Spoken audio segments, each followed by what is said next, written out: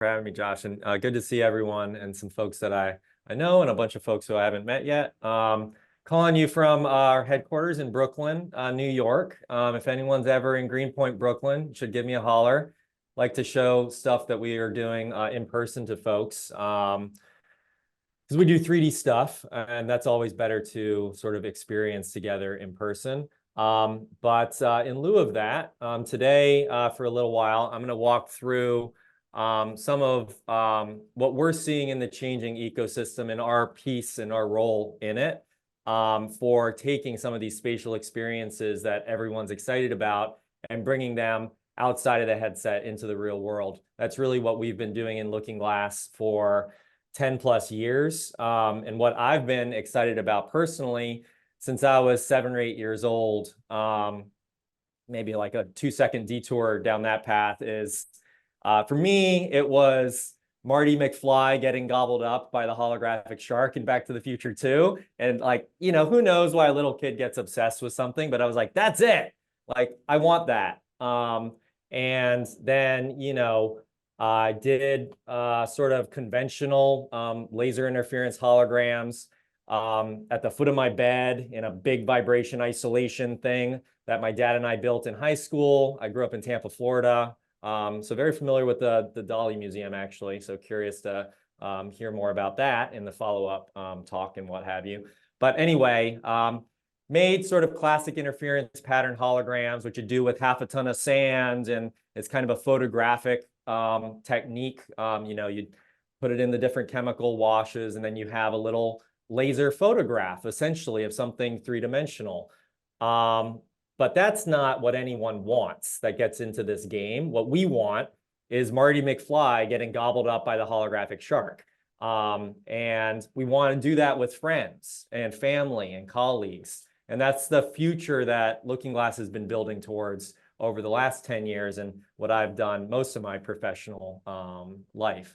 And so with that, I'm going to go through some of what we're doing ourselves, some of what we're seeing in the ecosystem, and some of what our partners are building, NVIDIA, Pixar, and others, that hopefully is somewhat relevant to what you all are building individually and in the companies that you're part of.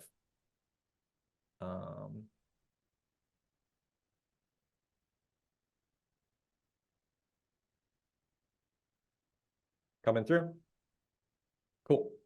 So yeah, like I said, the company that I'm co-founder of and CEO of is called Looking Glass, based in Brooklyn. We also have an office in Hong Kong. So happy to meet you all any of those two places. So I think a lot of folks have probably seen this cover by now.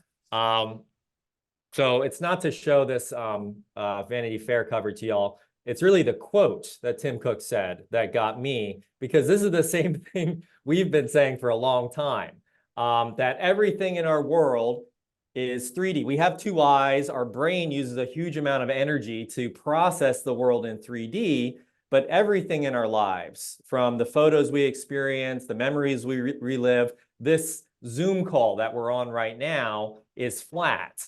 And so is there an experience that it can exist between flat land and the real thing, being there with someone else, having a real object that you're holding in front of you?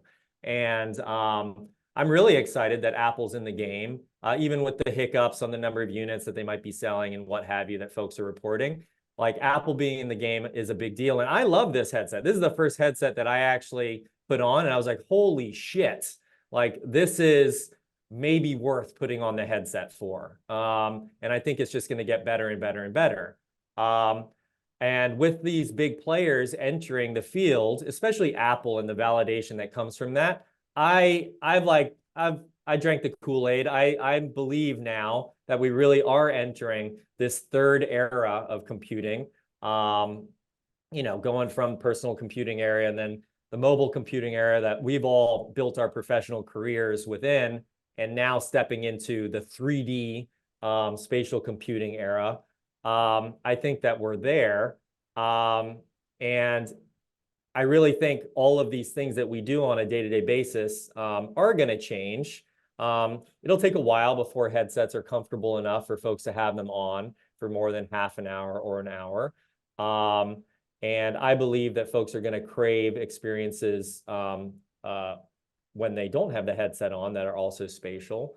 But I think a lot of the media that we experience today and all of basically our whole digital lives are going to have a 3D element to them over the next few years. But the two problems that I see, even with this energy going into the system, the two problems are once you get a taste, I guess problem one is once you get a taste of reliving that birthday party that maybe you recorded with your iPhone 15, which can do spatial video for the first time. Once you relive that in 3D in a headset, then you don't really feel as great looking at that same memory on a 2D flat screen on your phone or laptop. Same thing goes for entertainment. Same thing I think will eventually go for communication. And so as folks get more of a taste of what a spatial experience is at a high quality level, we're going to want that in everything.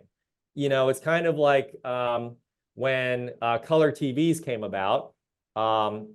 You don't want stuff to be in black and white anymore, predominantly. I'm using a quote unquote color laptop right now to do this webinar. I don't want to go back to a black and white version of this anymore. And I think that's what's going to be happening for spatial experiences, except there isn't really a way to do that without a headset right now at large. And that's what Looking Glass is working on. And of course, is the one that I think a lot more people talk about is the singular experience that happens in headset that other people can't take a part in. So, and this is me at a party the other day at Looking Glass. I'm sure everyone's got these photos, but you don't want to be at a party with your buddies with a headset on, even though the experience for one person is legitimately amazing and incredible. And I think it's going to be a part of our lives. But Looking Glass's role in my professional career has been dedicated to how we can experience these 3D spatial moments without a head-worn device. So Looking Glass has for folks who don't know, we make both hardware and software. So, and this hardware and software combines to allow folks to see stuff in 3D, more than one person, without having to put on a headset. We make a small device called the Looking Glass Go. I'll show a demo of that later in the Q&A section if we have time. This connects up to your phone, so you can take a photograph, and in a second or two, that appears as a fully three-dimensional spatial light field hologram-like image of your photo on this new device that sells for $300. It also can be connected up to a computer as well, a PC or Mac, and so folks can make different applications that run on it as well when you plug it in over the USB-C port. 16-inch Looking Glass is our first OLED system. It's a 4K system, and then we've got bigger systems as well for experiences where you want to have more and more people looking through this holographic window at you know, something like something they might want to interact with, an object they might want to see, a shoe they might be considering to purchase in a shop, experimental holographic communication, things like that. All of that wouldn't mean anything if you couldn't run any content on it. And so our software stack basically allows all of the major 3D pipelines and increasingly 2D pipelines to be viewed and shared and displayed on the Looking Glass hardware. So we have plugins into Unity, Unreal, Blender, and with the Looking Glass Go for the first time, we connect up to iOS and Android ecosystem and the photos that you might have stored on your phones and get all that stuff converted into a spatial version of those things. As far as I know, we're still the only company that has a commercial product that lets more than one person see something in 3D without a headset. There are experimental systems which are wonderful in their own ways, but generally not commercially available. I'm saying that because I have some friends who make amazing things in the volumetric display space and other areas, but I think Looking Glass is still the main commercially available way for more than one person to see something in 3D without a headset. And really, we're doing that, as I was saying, to bring everything that you can marvel at in a headset into the real world beyond the headset. So I'm going to show you 3 examples of that. There's more, but these 3 are sort of the 3 that I think are closest to our hearts in the Looking Glass team. So one is spatial memories. This is a photo of me and my brother, Ryan. This is from 1985, obviously a Polaroid. There wasn't the iPhone 15 Pro or Pro Max to capture spatial stuff at the time. So we just caught that fish in our backyard in Tampa. And so luckily, we can leverage new depth generation techniques and technologies in the generative AI space to turn 2D memories like this into fully 3-dimensional spatial memories. So in this case, we used a system called Marigold, which is one of the state-of-the-art ways to take a 2D photo or 2D image, generate depth from it. Obviously, there's a big training set behind this and what have you. And then you get this depth map that you can see on the right there. Next, it's the sort of the grayscale image. That's what we call a depth map in the team and generally in the ecosystem. And it's really high quality. So you can even like make out, you know, our nose, eyes, and what have you, just from this generative depth generation process. And then Looking Glass generates dozens of different perspectives of that memory using the depth map to then display it in a Looking Glass device. And so you can look around the scene as if you really like captured it in a bubble or a cube and then had that transported to today. And so that's sitting on my desk right now, actually.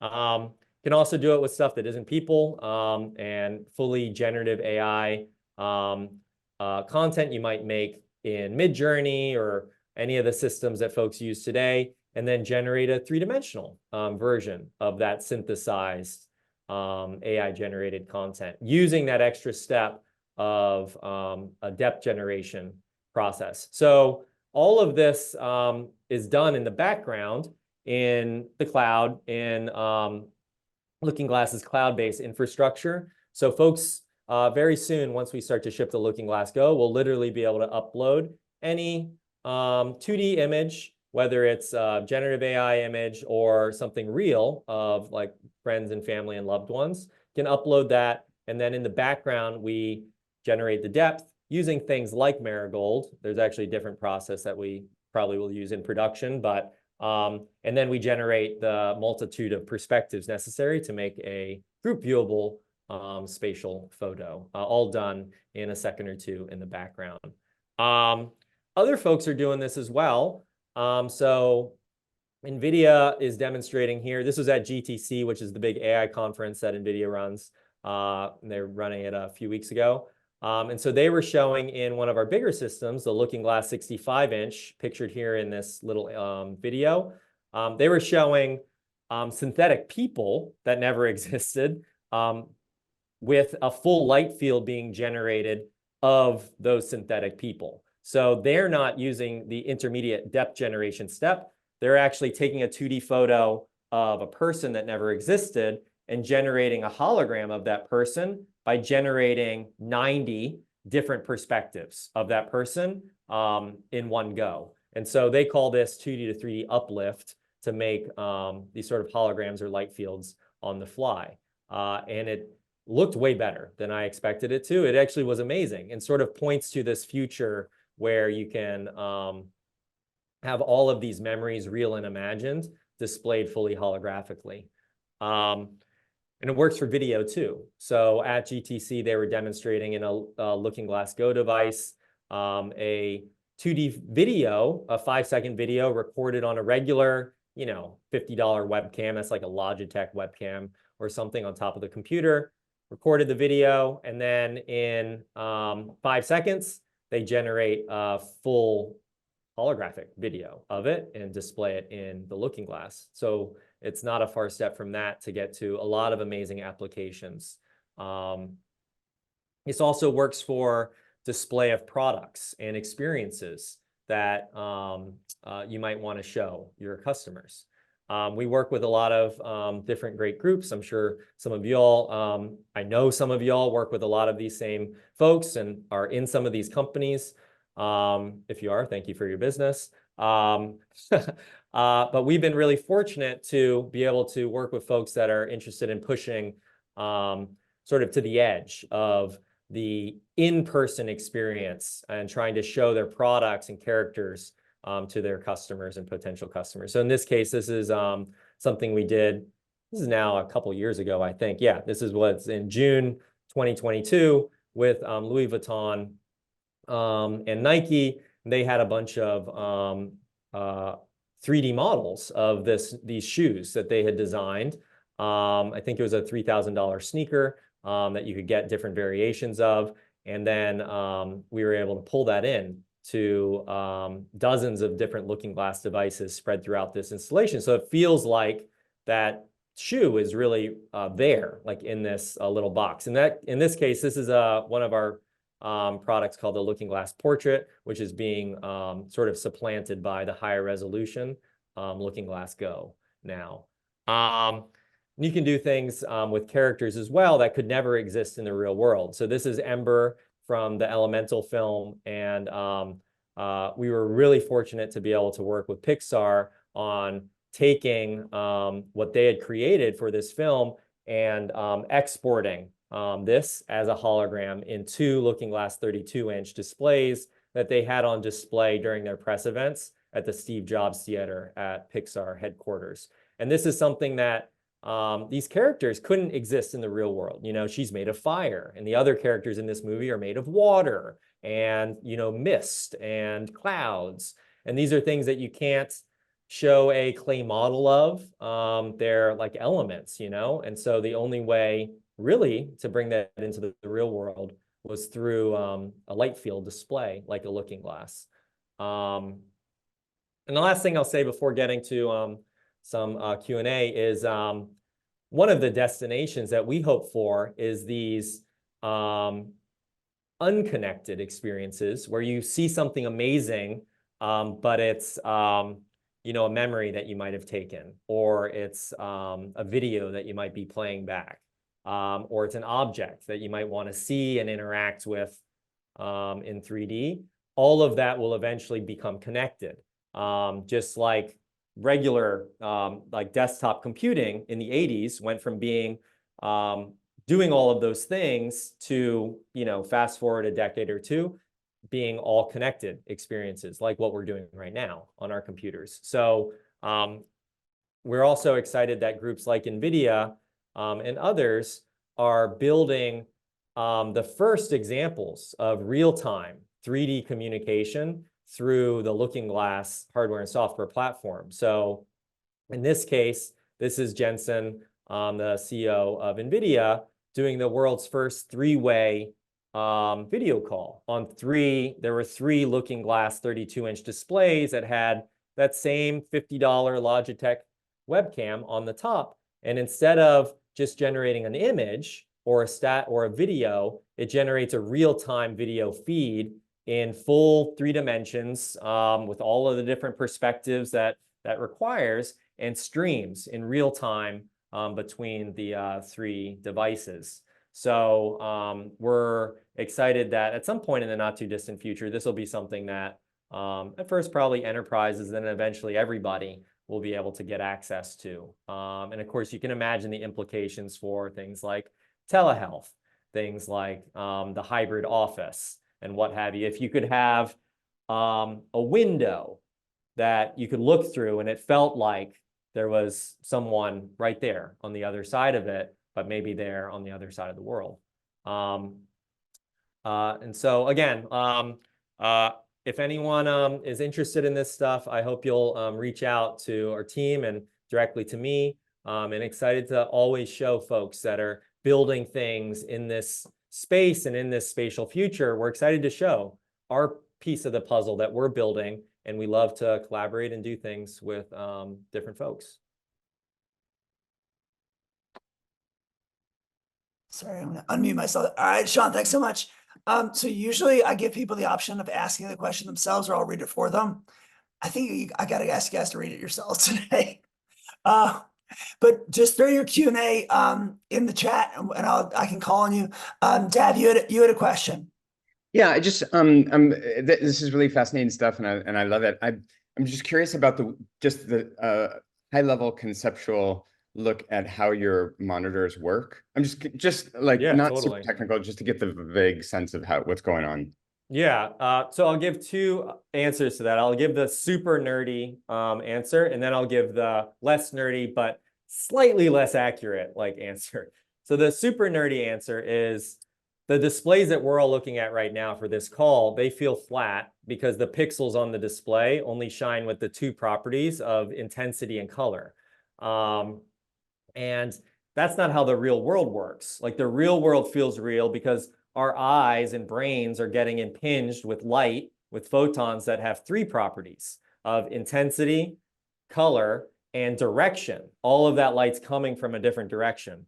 And so with our hardware, we end up basically modifying high resolution LCD and OLED, and down the road, other type of display technology. We make different optics that give each subpixel of those underlying displays a given direction. And then our software ends up controlling that in real time to make a synthetic version of how we experience the real world, where every photon that our eyes are seeing has directionality to it. So that's the nerdy answer.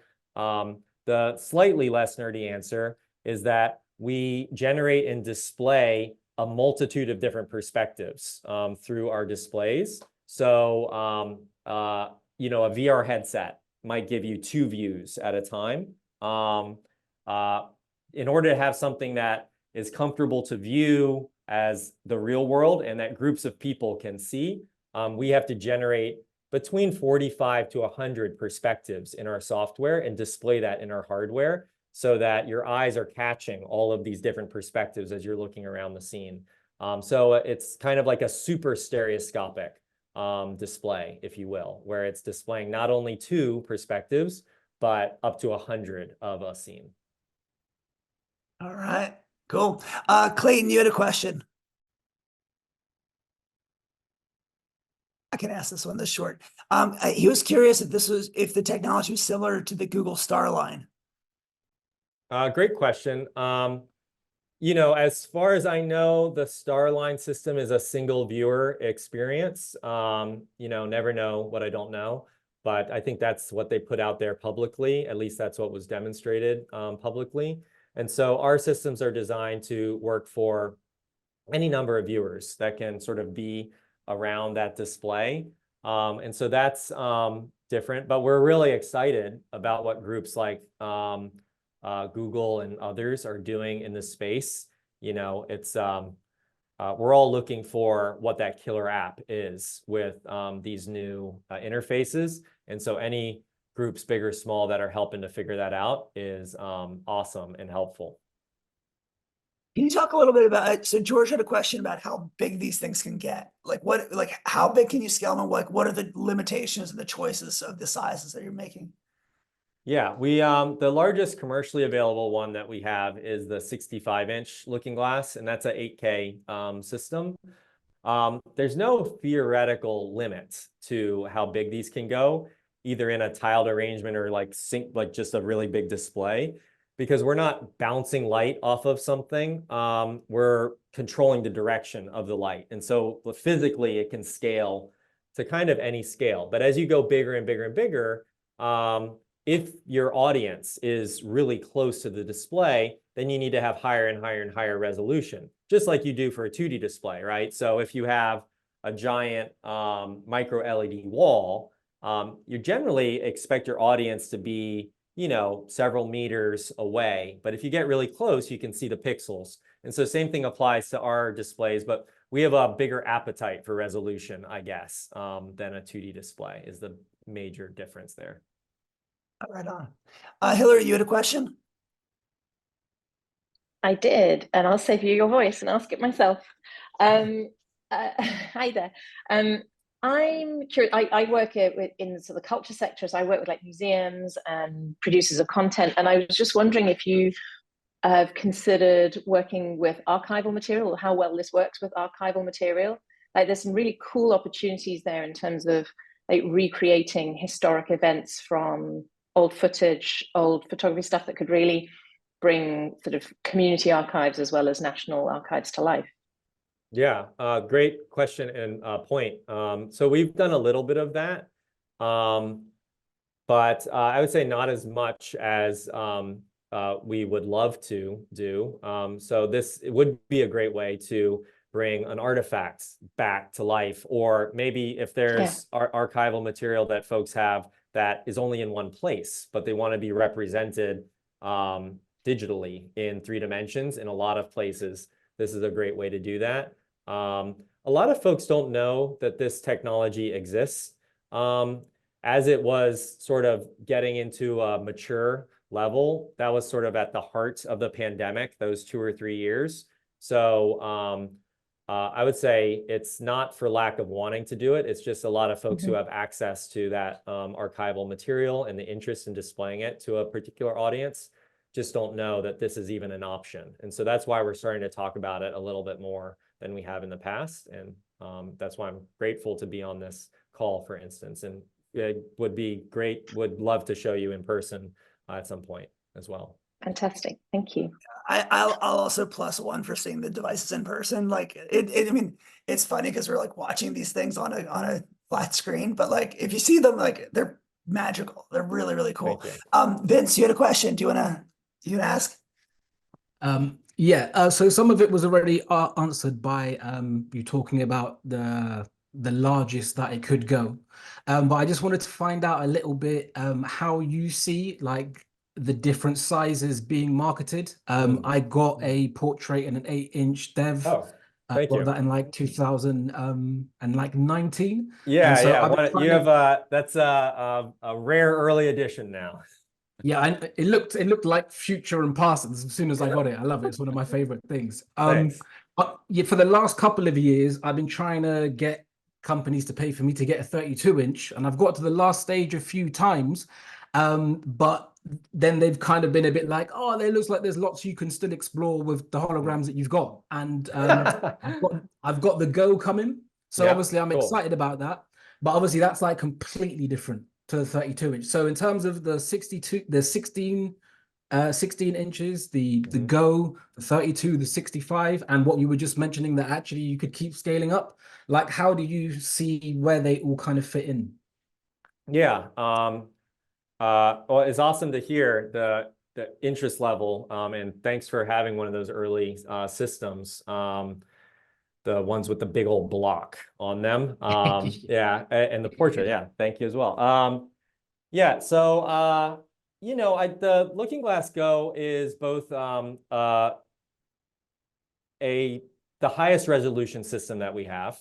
So it'll really let folks see what light field spatial experiences can be like that they might be designing in Blender or in Unity or what have you. So being able to plug it into the computer and sort of explore there. But the more general audience for it, we're imagining will be taking photos and getting photos on them, sort of like a spatial photo frame. And so that's why we're making this companion app to go along with the product. This is the first time we've done that. So it's both dev kit, but also goes one step, I think, beyond dev kit to access a little bit of a different audience as well. And then the 16-inch and the 32-inch are kind of the same thing, just at different scale. So they have very similar resolution and sort of the pixel density, but one is just less expensive. I wouldn't say the bigger displays are inexpensive. They're all in the thousands of dollars, but the 16-inch folks can get for $3,000, and they can start to prototype some of the things that they might imagine on the bigger displays. For the 32-inch and 65s, those are folks who are developing experimental holographic communication experiences like what NVIDIA is doing. Those are folks who want to show you know, something larger than life, like maybe Bulgari showing a watch in 3 dimensions in the display, and have a group of people, you know, have a few people be able to share that experience. Same thing goes for the 65-inch as well. But those are in the tens of thousands of dollars, the bigger displays. So I would say it's for sort of A+ sort of flagship demonstration of what's possible right now. And over time, like, the price will come down, but it's for folks who want to have something that no one's ever seen before at this point for the bigger displays. And just quickly, is there anywhere where I can access, because I've only ever seen that Pixar one that you've shown before. Is there somewhere I can get all the Louis Vuitton stuff, the NVIDIA stuff, all of that kind of show reel? Because yeah, it's good. It's good stuff. We have some of the show reel stuff that we ship along with the displays. And some of this stuff you can find on our docs page as well, which is docs.lookingglassfactory.com. But all of the 3 that you just mentioned, we've been cleared to be able to talk about it, but we haven't been cleared to share the content. So so the Pixar one, the Louis Vuitton one, the NVIDIA one, we unfortunately are not able to distribute that stuff. All right. John Mark, you had a question? Yeah. Thanks, Josh. Good to see you. Shawn, nice to meet you. I was one of the early, I think I got one of the early portrait. Thank you. The big block as well. Cool. Played around quite a bit with it in Unity. I'm just curious, as these have developed and now you're getting into the OLED versions, like, what is the actual field of view, you know, given both a 3D input, right, from Unity or Unreal or something, and then a 2D camera input, right? Like, you're limited by the amount of depth information. So I'm just curious, is there a range of field of view? I'd be curious I haven't seen the new ones in person, so. Yeah, they're all around 60 degrees. So it's so that's the whole sort of span. And that's by design. That's not a fundamental limitation of the technology. So it can go bigger and like less wide, but there's a balancing act in terms of the sort of density of perspectives, the density of the different rays of light to give a certain experience and to create a certain amount of depth that we have to generate.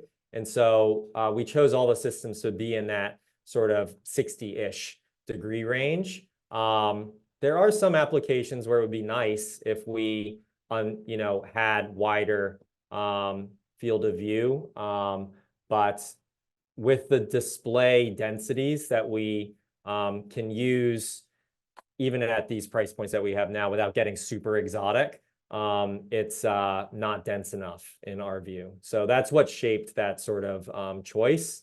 And for a lot of applications, it ends up being great, but certainly there's always variations that we're thinking about in the future with respect to that. Great, thanks. Awesome. Jeff Nee had a question. Hi, thanks for the talk. I was just curious, how far are we from using this technology in curved screens? I mean, if I'm talking like domes and spheres and stuff.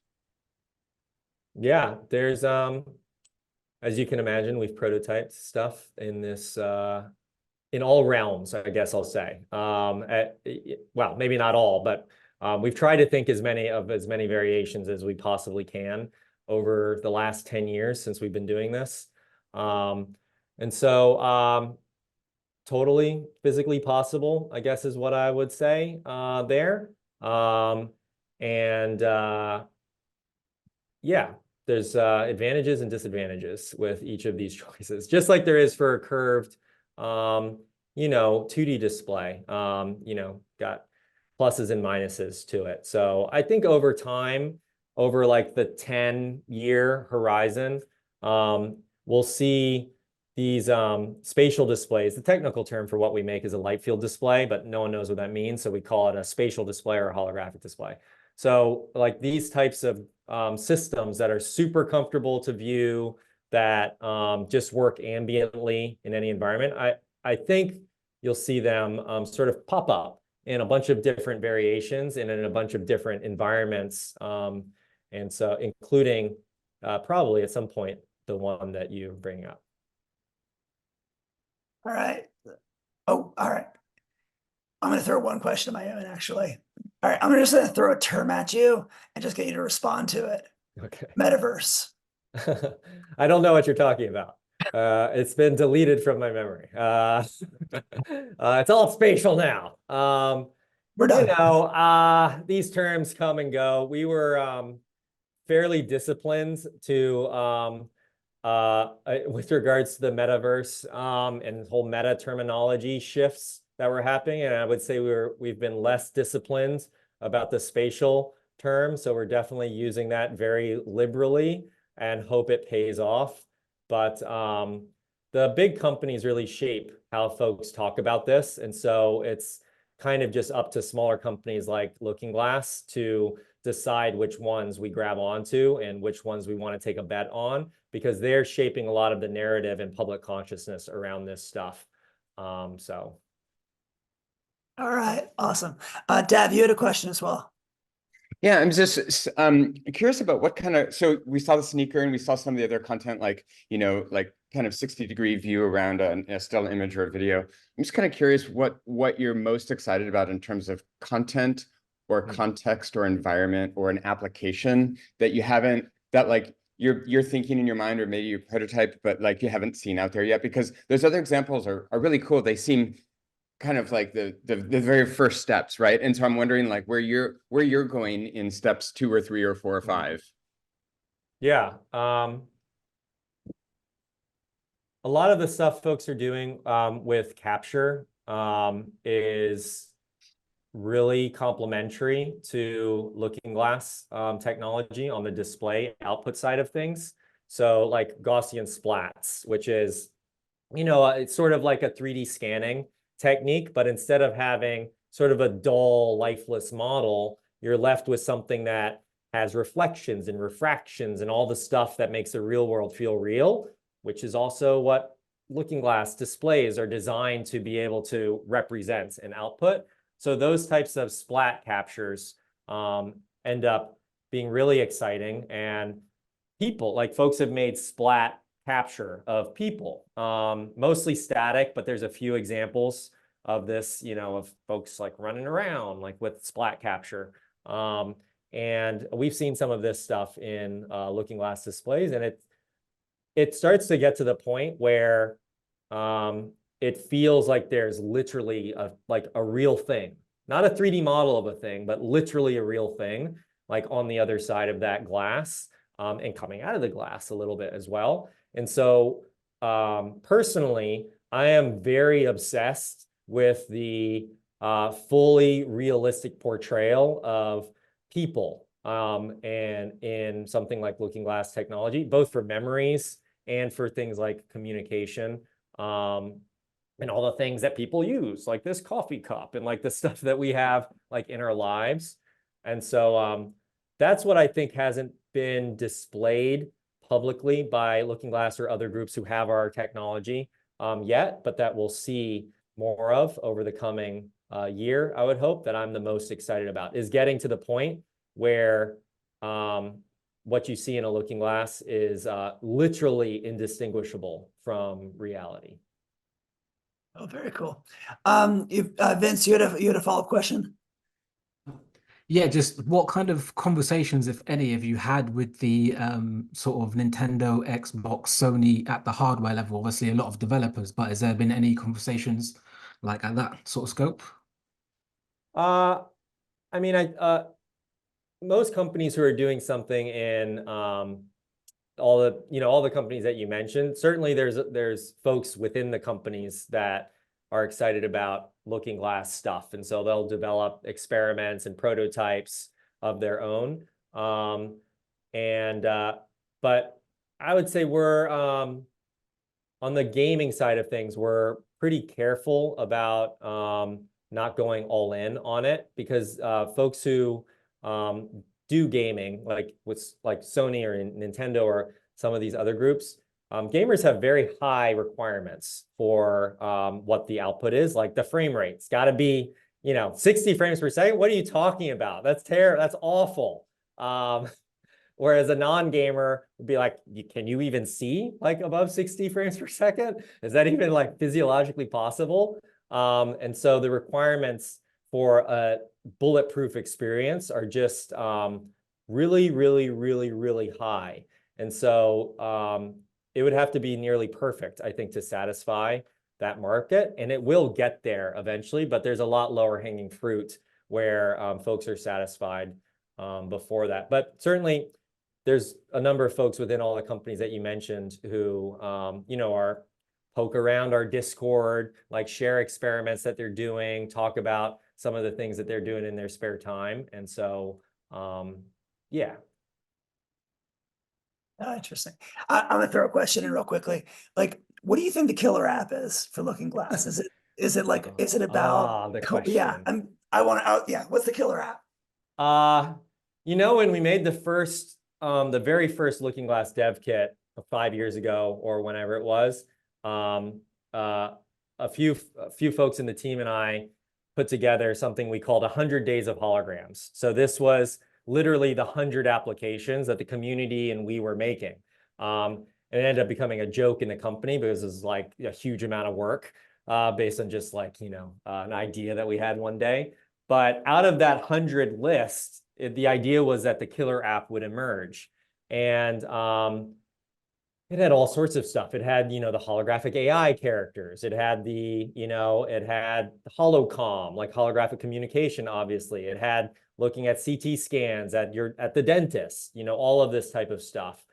My guess is that it's something that has an emotional draw to it to get folks talking about it.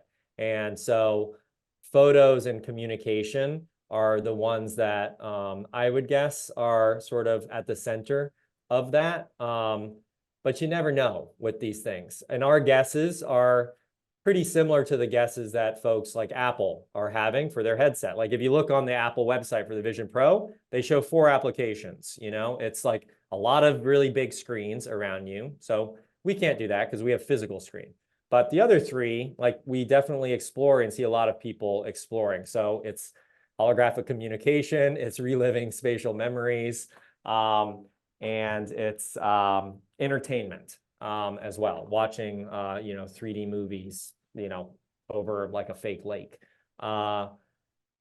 So who knows? But we're putting more energy into things that have people in them, I think, than ever before, because that's part of our long-term thesis of what's going to hit in a big way beyond the developer and sort of niche markets first. I'm going to give a shout out to the little AI character, though. I thought that was a really cool experiment. I thought that was I thought that was awesome. Yeah, and you know, this is an application that we made and folks can use called Lightforms, and it is a great turnkey application that works in the Looking Glass, and it's amazing. I just think so that's still possible, but it's going to be a few steps before folks, I think, realize that you need this in your life in like a widespread way, but it'll come. And that's actually a part of holographic communication in my view. So holographic communication isn't only a holographic video feed of a person talking to another holographic video feed of a person. I think it's going to be also, you'll be able to toggle on avatar-based comms, just like we do in like Teams and Zoom meetings now, although less so in this meeting, but in meetings in our team, like always someone's like a character there. I would say like half and half actually are video feeds and half are maybe like characters. And then like also chatting with AI, like not only a person, but like someone that you're getting advice, an AI that you're getting advice from that needs to be represented as something that you're communicating with. Those are the 3 flavors of holographic communication. So that's how we view the Lightforms experiments, is it's one piece of the communication puzzle. I love it. Matt, you had a question. Yeah, hey Shawn. Long time no see. Hey. How's it going? Yeah, so I had a question about workflow. You're talking about the 100 days of holograms. And I know, you and I have been talking about this for a while in terms of workflow. How important is workflow right now in your current strategy? Lowering the friction to creating and delivering these assets to the screens. And then the follow on to that is, you and I were talking about sort of the calibration problem. Like each screen, when you're doing native stuff on the screen, it's less of an issue. But when you're creating content externally and trying to play it safe from a digital signage device or something, the calibration issue. How important is the asset workflow and sort of the hardware integration workflow in your current strategy? Yeah, great question, Matt. Well, for folks who don't know, each of our displays gets calibrated with this computer vision sort of pass in the factories. And that gives us some details about the 100 million little points of light that make up the displays. And that's stored as a light field fingerprint, essentially calibration file in each device. And so our software reads that in and is able to like garble up stuff like based on each individual device's calibration, all in the background. Like folks don't need to worry about this, but this does happen in the background. And so taking the question and point in reverse, that does make like widespread deployment of the systems running on like a Brightsign box a little bit more complicated to do. It's not impossible to do, but it requires one additional step of applying that sort of calibration. We're with the Looking Glass Go, we're operationalizing that step for the first time. So quilts, as we call them, which are images that contain all of the different perspectives and can sort of our universal kind of pseudo file format. Those can hit the Go, and then on the device itself, the calibration's applied and all the interlacing is done in real time on the computer that's built into the Go.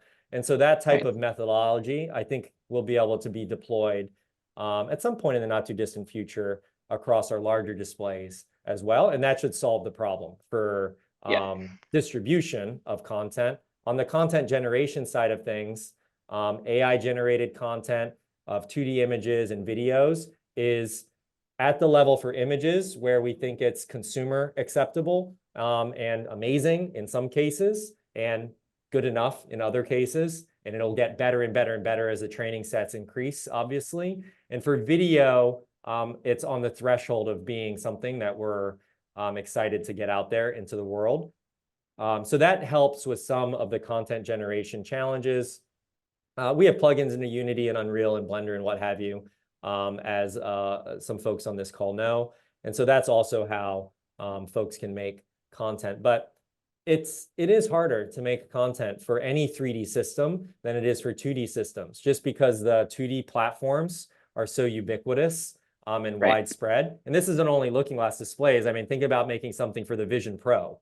And so I think it's easier than making something for headset, but not as easy as making it for a 2D display. Cool, thanks. Eric Horn had a question about video camera systems. Yeah, so I've clearly shot stuff on the iPhone 15 and it's great with the Canon, but what are y'all looking at for video capture? Yeah, so we've shot stuff, a bunch of stuff on the iPhone 15 Pro and Pro Max, and have done some experiments to pull that stuff into the Looking Glass. So hopeful that that'll be at a point where it's something that we'd be comfortable releasing at some point down the road. Not making any promises, but just saying we experiment with this stuff. And it's awesome to be able to have that, camera in your pocket.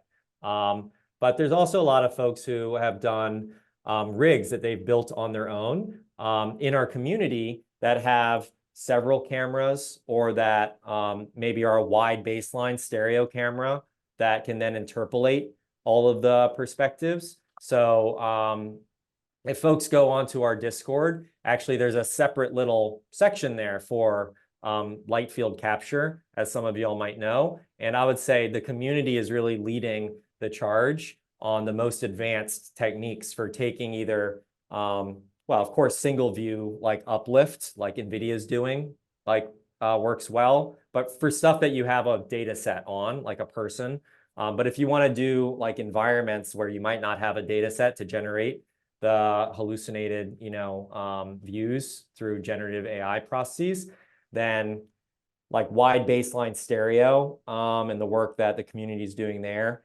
and like camera arrays with interpolation between the different cameras is a way to make super, super crazy high quality real world content. But nothing's commercialized on the light field camera side of things yet. Okay. I think we have time for one more question. Josh Chan, you had a question. Thank you, Josh. Hi, Shawn. It's great to connect. We've run into each other, I think, in China back in the day, and then hey. AWE. But anyway, let's catch up more properly. But yeah, in a few minutes left, I'm just curious because we've at Halo AR, we've been doing some cool work with like museums, and I've seen your displays in person as well, and not the latest ones. I'm kind of curious. I have my own biases here that I could probably share more later. But curious, have you like been successful in that sort of market, like museums and those type of institutions, where I feel there it's almost like they wouldn't want headsets, or that's harder to do, versus like your solutions are seemingly a great fit, and obviously the budgets and so on, like kind of working with those more B2B or those type of applications versus trying to bring it into the home with things like the smaller displays that you're also working on. Yeah, and the smaller displays are really meant to be a taster. It's not really a strictly consumer play. Not everybody can come by our office or see the systems in person, so we wanted something that someone could get a taste of what the technology could do, and to let them do something immediately with it, like photos. And so that's really the concept around it, while still allowing developers to develop on it as well by plugging it into the USB-C DP port. But on the museum side of things, for sure, there's been installations at the Smithsonian. There's been installations at like a few other great places.